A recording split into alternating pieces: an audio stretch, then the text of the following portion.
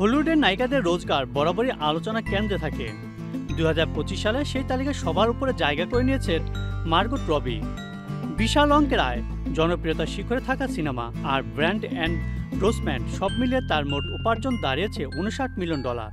বিশেষ করে বারবি সিনেমার ঐতিহাসিক সাফল্যের পর থেকেই তার পারিশ্রমিক বেড়েছে আকাশ ছোঁয়া।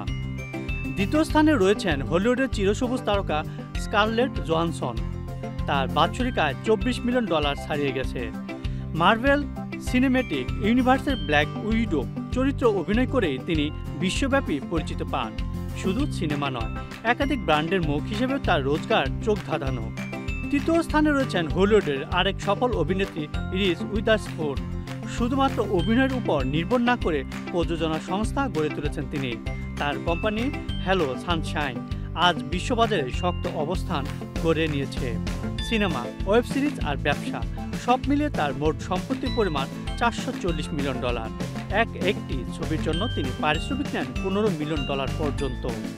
তাদের এই সাফল্য প্রমাণ করে প্রতিভা আর সঠিক সিদ্ধান্ত মিলে হলিউডে দীর্ঘদিন রাজত্ব করা সম্ভব। গ্ল্যামারের দুনিয়ায় আসা যাওয়ার খেলা চলতেই থাকে, তবে মার্গট, স্কারলেট আর রিজ যেন সেই নিয়ম ভেঙে স্থায়ী আসন গড়ে নিয়েছেন।